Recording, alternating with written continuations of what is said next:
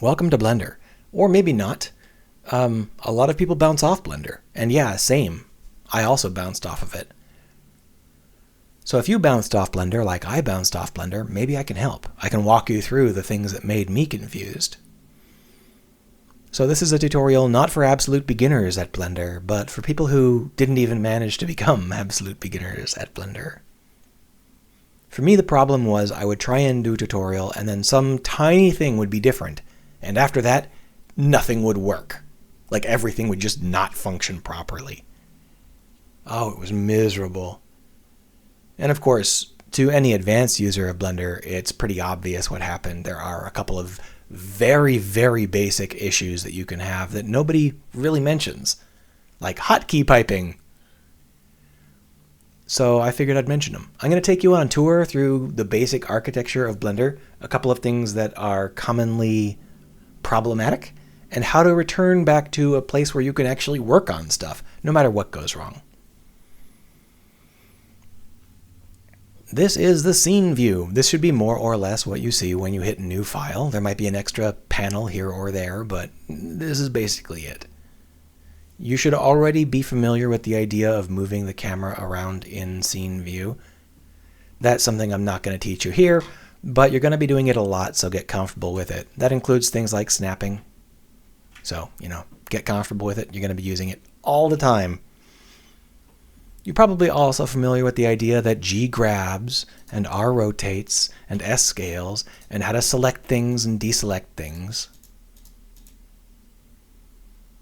Maybe you're doing a tutorial and it says something like rotate, R rotates, yay! And then to unrotate, you can hit Alt R, yay! And you're like, oh, hooray, I've learned so much.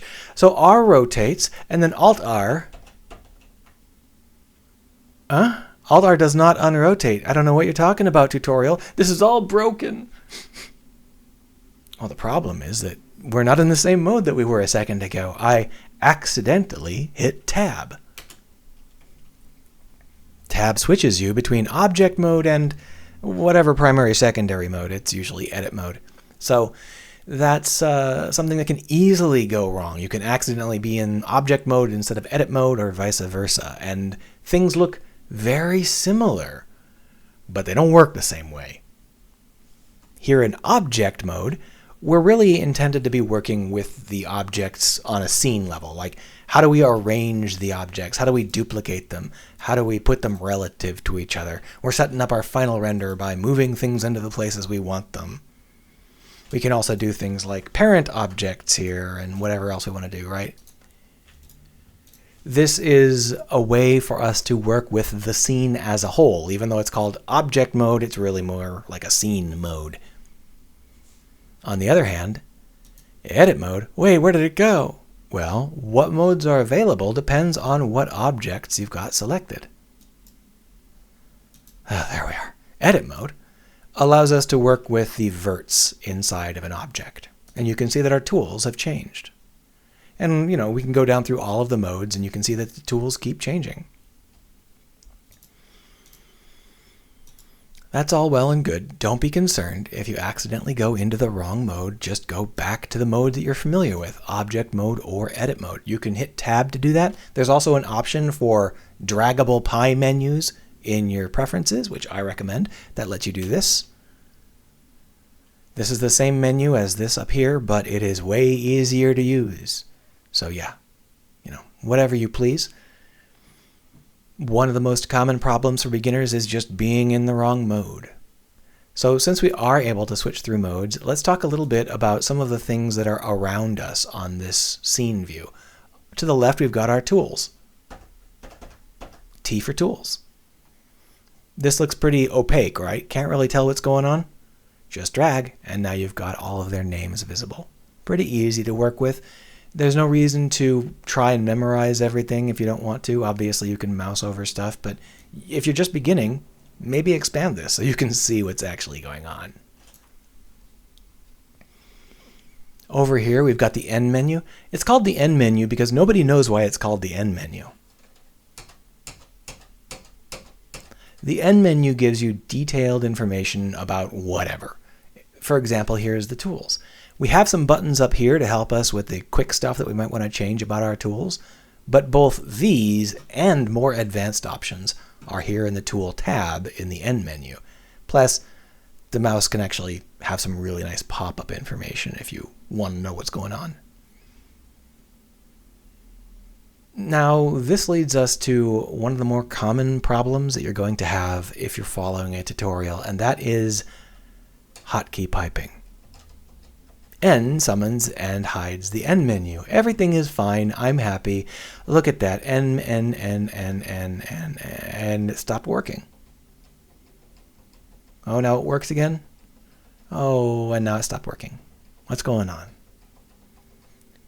Hotkeys are piped to whatever panel your mouse is in. So if I hit N here, it thinks I'm trying to push N on the Modifiers tab of the Properties menu, which isn't very useful. And it's the same thing if we are in, say, Object mode, and you're following a tutorial. It's like, hit G, then hit Z, then hit 5, and now it's 5 meters up. Pretty cool, right? And you're like, okay, well, I'll do that. G, Z, 5. It didn't do shit. You're such a liar, tutorial. I hate you. Well, it's because your mouse is in the wrong panel. This is, I think, the most annoying choice Blender could have made. It is so easy for your mouse to be in the wrong panel when you're following a tutorial. Your mouse might not even be on the same screen because you're like clicking pause on the tutorial or whatever. So it is a terrible choice. But because that is what happens, that's what you got to get used to. Understand where your mouse is because that's where your hotkeys are going to go. Up here we have workplaces. Each of these workplaces is a default for a kind of workflow that they think you might want to do. This is kind of similar to choosing a different mode, but it's much more involved because look at all of these different panels and stuff, right? Lots of stuff going on. But there's nothing special about any of these modes. You can recreate these panels in just a couple of seconds because all of these panels are not hard-coded. They're just ordinary panels. You can create a new one by going up into the corner and dragging. There we go. But keep in mind that these are both the same scene view panel. See this? 3D viewport. These are both 3D viewports. You can have multiple 3D viewports. You might want to, for example, have one from a side view like this. But if you change modes, it's going to change modes in all of your 3D viewports. On the other hand, there are a lot of things besides 3D viewports. We can do image editing or geometry nodes or timelines or a Python console if you're feeling your oats. Most importantly, we can do outliners, properties, file browsers, asset browsers, and spreadsheets. These, well, spreadsheets maybe not so much, but these are going to be very important for you to understand. Asset browsers allow you to pull in assets from other files, including other Blender defaults. For example, let's go ahead and stick some lady in here. Look, there's a lady for us. I have now put a lady in our scene, and now she's in the box. Now I've got a lady standing on a box in the scene. How exciting, right? And of course I want to look at her in a different angle, so there you can change the viewports and all that stuff. This will allow us to do a lot of really nice work very quickly once we have assets to pull from. And you can get these assets just by going to blender.org and looking at their various asset library files. Over here, we already have a pre-existing property and outliner. That's what they are. They're just the same windows. See? There's nothing special about any of these. These are things you can just create however you want, whenever you want, at any time. But you should get used to them. The outliner here, it looks a lot like an outliner you might find in Unreal or in Blender, but it's a little bit different because objects can be in multiple collections, especially if they're parented to something. That can feel confusing if it happens to you. Don't panic, just look at the modifiers that it's telling you to use. So if I were to drag here, see how it says move inside collection, control to link, shift to parent? Just figure out whether you need to hit control or to hit shift to fix it. It shouldn't be that complicated once you've worked on it for a little bit. So it's not quite the same as Unreal or Unity just because you can have the same object appear multiple times. The properties menu here, this is incredibly important. You're going to want to know every single one of these buttons, these different tabs here. They all have an important use. You don't have to know everything that's in them, but you do have to know that they exist so that when someone says, oh yeah, you're going to want to change to cycles for this, you don't be like, what? You can be like, oh, cycles, right. Cycles. All of these tabs have their use. They're all very important. I use them all every day, but the modifiers tab is probably the one you're going to use most as a newbie because this lets you add new modifiers to your mesh, which we'll talk about in a second. If you want to change this layout, you can always right-click here and join it in. There are other options if you have other things to do, but one thing to note is that this is like incredibly pixel perfect, which is a terrible idea and really annoying. But let me give you an example. Oh wait, that's not the same thing at all because I was a pixel too far to the right, so now I'm dragging this around and who knows what's going to happen, right? Well, you can always hit escape so that that doesn't happen. Whatever you've accidentally triggered, you can hit escape to undo it, right? But if you accidentally do it and you're like, oh God, this is awful, and you can't undo it because undo doesn't undo UI changes. So you're stuck with this terrible, terrible interface. Oh my God. Oh no, what am I going to do? What am I going to do? Well, you're going to click plus and then hit general and then hit layout, and there you go. You're back to where you were originally. Now, obviously, you don't want to do this as a normal part of your process. You don't want to create duplicates of existing layouts just because you screwed one of your layouts up. But we're talking very low stakes here. If you don't like how something looks, just create a new layout that looks a different way. It is okay. You will live. Don't panic. Now let's talk about modifiers. Sorry, lady, we're going to have to say goodbye. I'm going to delete the whole hierarchy by right-clicking and hitting delete hierarchy. You might have also noticed that my screencast key is turned off. That is a glitch that I hope they fix at some point in the near future. There we are. So this cube here, what about mirrors? Mirroring is one of the things that is incredibly common, incredibly important, and incredibly badly handled. So let's talk about the 4 ways that mirroring works, all of which are incompatible. Hooray!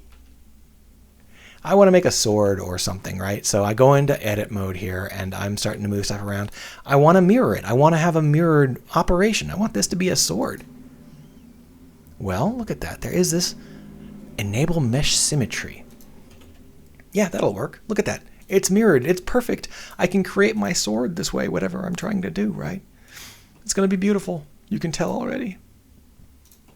But I think I need some more, like, verts. This is not a very high detailed sword. Let's use the cut command, which is knife for a knife. I'm making a sword. I should use a knife modifier. That doesn't look mirrored to me. Yeah. This symmetry modifier, this only symmetrizes existing changes to existing verts.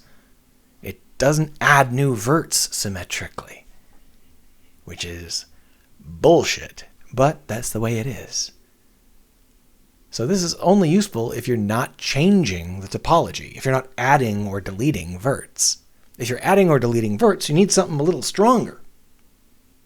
One of your options is the symmetrize option. So if you select everything by hitting A, and you go over here to mesh, you can click symmetrize.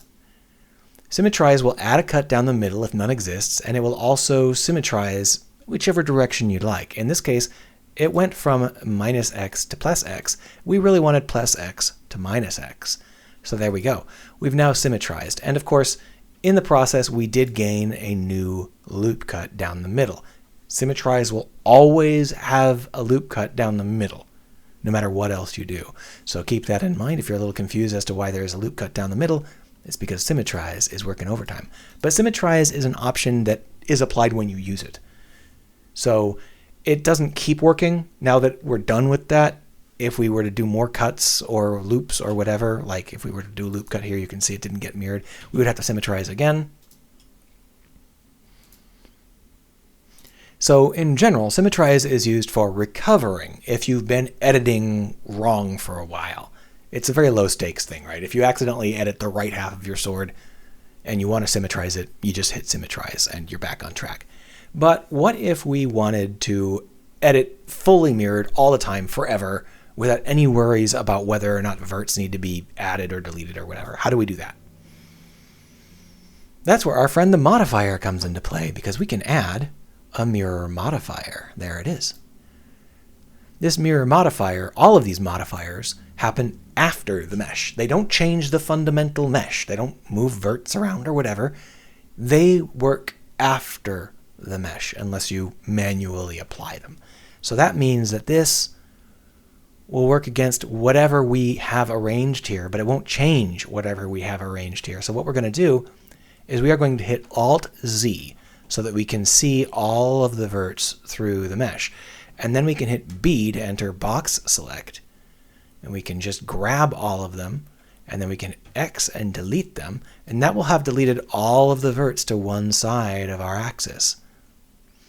Now you might think it looks the same, and that's because we are mirroring this mesh. So turn that off for a second so you can see what I'm doing. And now if I were to grab this, you can see that there's a little hole now.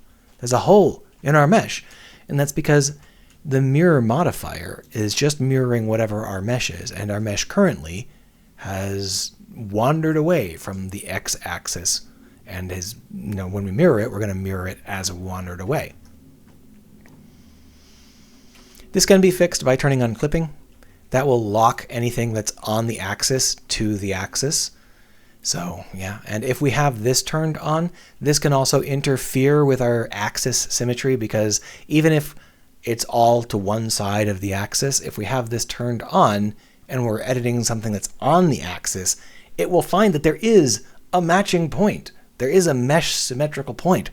It's the one you're already using.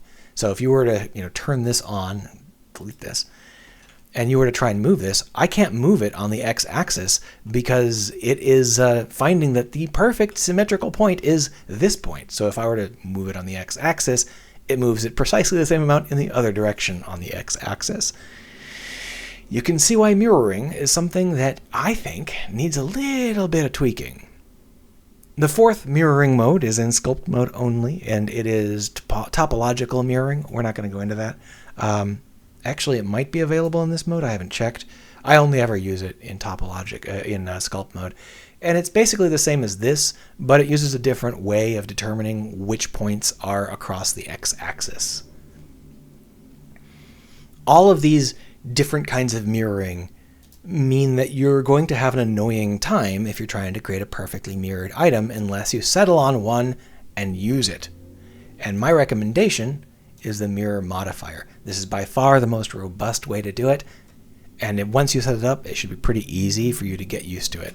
The only issue, of course, is that the default cube, this bad boy, this doesn't mirror very well because there is no central line. There's no cut down the middle. So if we were to delete everything off to one side, there's a gap. And I mean, we can add a mirror modifier, but it's going to be weird looking. It's going to be two planes kind of floating in space. If that happens to you, you can always use the loop cut. Add a loop cut right in the middle. This is the same thing that Symmetrize did. And now we can delete all of the points to one side or another. And now our mirror modifier works fine. See? Also keep in mind that you can change your select mode here. If you've changed it to box select or whatever by accidentally hitting a button too many times, you can always change it back just by clicking on this and dragging it. So, I hope that this was fairly useful to you as a kind of overview of all of the dumb stuff that can go wrong when you're trying to use Blender. Obviously, I didn't cover everything because there are lots of dumb things that can happen when you're using Blender. But hopefully this should be enough to get you comfortable with the idea of exploring in Blender, learning how the various pieces work, and being able to return to something useful, even if you really screw up. If you have any questions, leave them down below. I'll try and answer them. See you around.